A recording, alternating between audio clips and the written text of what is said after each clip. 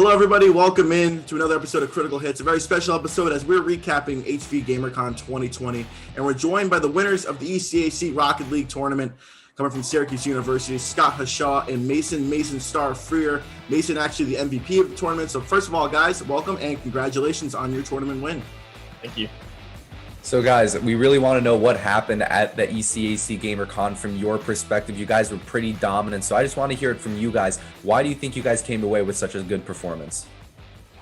So I think as a team, we put a lot of time into practicing. I think almost every other day we were scrimming some other team. We scrim a lot of teams in the CRL league. So we play less tournaments and more scrims. So I think going into this, we're like, all right, let's win this thing, right? Put a lot of time into it. We can do it. And it really showed in the first series. I think we were up like 7-1 in one of the games, something crazy. So we kind of just took that and pushed it into the rest of the games. And I think it carried through the tournament.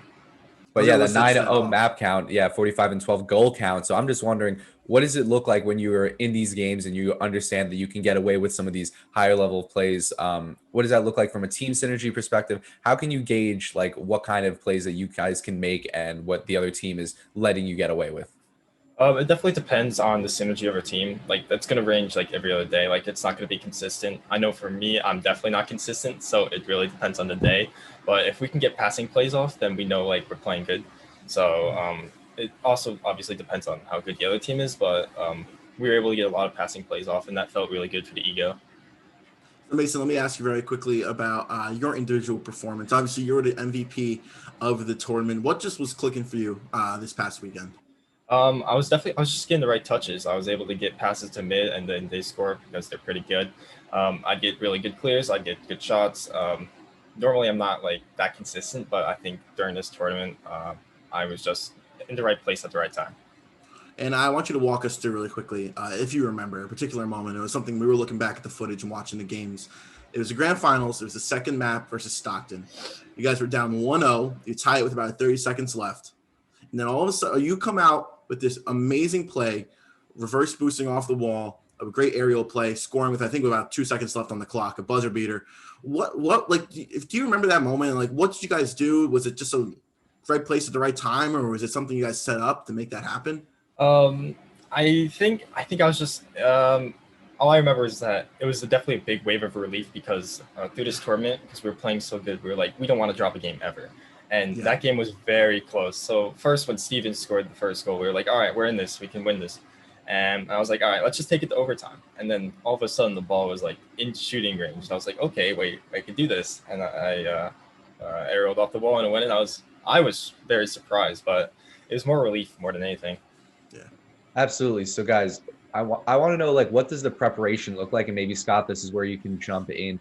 When you guys know that you have a tournament like GamerCon coming up, you mentioned how you have that synergy, but it's not always there. Well, I know as a team, you do want as much consistency as you can get, and you want to get that constantly on an upward trajectory. So what does a practice look like for you guys, and how do you prepare knowing that you're going into this tournament that they aren't scrims, right? So what does that look like for you guys?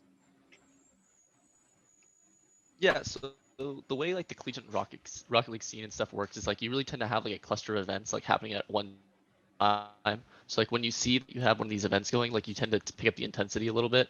You tend to start playing a little bit free time. You start, scheduling more scrims. Maybe we're doing 2 scrims a day, for the week coming up something, I'm doing, every single day when before we were doing every other day, like Mason said earlier. So like, I think it's a lot of it is just picking up the intensity and getting used to play high level Rocket League, working on your comms and stuff. And, being able to, take breaks at times when you don't have as much going on. But like, as soon as you have an event, like we had HV GamerCon, we had a little bit of a break before then, just picking it right back up and pick up the intensity and start playing a lot again.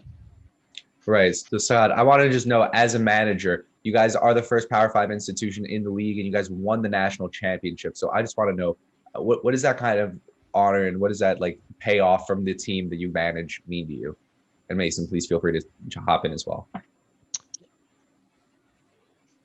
Yeah, like for me, like winning stuff like this is just huge, just because I saw when this was absolutely nothing. Like before, I came here, there was no Rocket League team, and so like seeing that we're winning stuff and having this a league that's like notable like the ECAC, putting on events and like winning stuff with them, it just feels it's really humbling and it feels really nice to see that. That's something that I started as like actually amounting to something, as well as like seeing, some recognition, having people like you, wanting to come and talk to us. Hopefully the university seeing us, wanting to support us even more than they already have a little bit. Stuff like that. Just, the recognition and, just seeing how this has grown.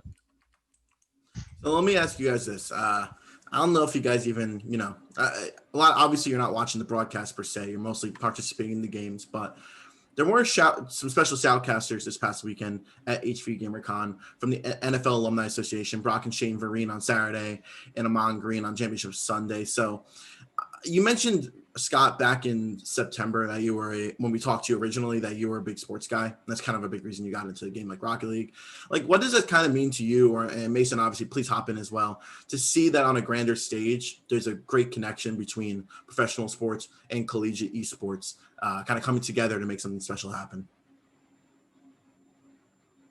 Yeah, I was shocked that they had, NFL players on at the start, and it was actually really funny to me because I remember playing Madden and using Shane Vereen as a nice budget running back on my Ultimate Team. So I remember playing with the car time and stuff, and so it's really cool to see that, and like the fact that UCSC was able to get relatively big names, Super Bowl champions on the broadcast, which is really cool. So let me ask you guys about what you guys have planned going into the future for your gameplay wise. How do you, Mason, you can probably add on this being part of the active roster right now. How will you develop from this win? What is your team looking to do? You mentioned that as the time we're recording, this is Friday, you guys had some matches last night. So what are you taking away from that past tournament win and your MVP performance to gain some knowledge and improve on as a team as you head towards more events virtually, hopefully lands going into the future? Right. So I think based off this last tournament, it shows that we can win these things. We can win these like kind of tournaments. So I think in the future we're gonna just have to keep scrimming, try to get more consistent. Pitch up the comms, and hopefully if we get everything working together, we can win some bigger tournaments in the future. Awesome. Now, Scott, let me ask you this as well. Now we're talking about gameplay future. Right now, you've mentioned that you're more of a manager position right now, not on the active roster for the team as you once were. But what are you doing now using what you've been seeing from this tournament win and just what's been going on throughout the year for the Syracuse Rocket League team? How are you guys looking towards the future, looking towards bringing new people in, expanding your program? What do you have your eyes set on in terms of being in the management side of your esports team at Syracuse? With the team itself, our goal to qualify for a really big league called CRL, Collegiate Rocket League, and scholarships. We got really close this fall. We're really hoping to qualify in the spring. One of the leagues we're playing in is a sort of a second chance league to get you back into it, even if you didn't make back. So that's what the matches we were playing last night were. And from like more of a grand scheme perspective, my goal this entire time has been to try and become a D1 sport. We've transitioned from just being three random kids to being a club, to being a club sport, and I really want to see that final transition for the entire team to get that varsity D1 status. What do you think the next big step is to get that varsity D1 status from where you guys are at now? What do you guys think what do you think the next hurdle is for the program as a whole? I think it's just more and more notable victories. I think things like HB GamerCon, I think the school has to really see that, there is a reason to help support us. And so like by winning tournaments like this and, qualifying for some of the even bigger leagues and stuff, I think that's what it's going to do. Once we start getting more, attention put on us and the school thinks that, we're worth it. So Mason, I have a question for you as someone who's on, actually playing the game, getting into these tournaments. In terms of getting viewers, in terms of getting people into Rocket League, what do you think sets Rocket League apart as a sport that can draw this kind of viewership? And what are those plays, because every esport has it, that technical, those techs, those techniques, those cool plays that you love flexing and being able to show off and being able to land some cool like moments. What's like your favorite part to watch and to be able to pull off in Rocket League for the fans?